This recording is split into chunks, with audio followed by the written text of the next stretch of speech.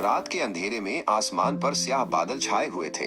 22 साला अरमान अपनी मोटरसाइकिल पर पहाड़ी रास्ते से घर जा रहा था। हवा में बारिश की खुशबू थी और बिजली की गरज से पूरी वादी कांप रही थी।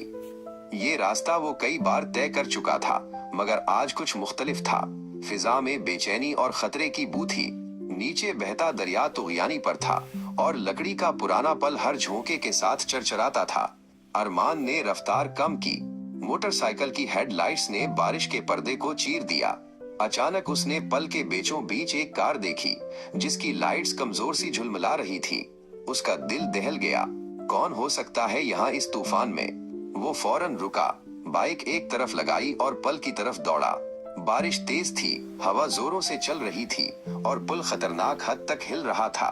कार के अंदर एक माँ और 2 बच्चे बैठे कांप रहे थे।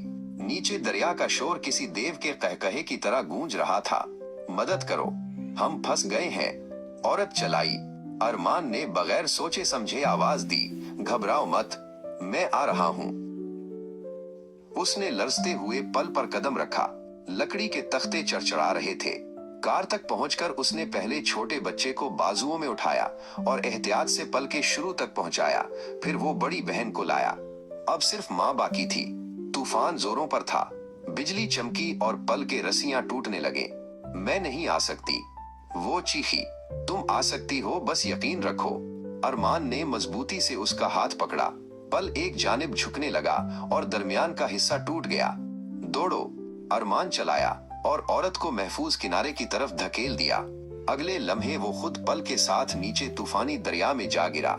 घंटों बाद जब बारिश थमी तो रेस्क्यू टीमों ने उसे दौर एक पत्थर से लिपटा पाया। नीम बेहोश मगर जिंदा। अस्पताल में माँ ने आंसुओं के साथ कहा, तुमने अपनी जान खतरे में डालकर हमें बचाया।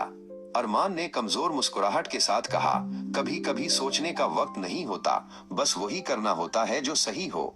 उस दिन के बाद पूरा गांव उसे तूफानों के पल का हीरो कहने लगा।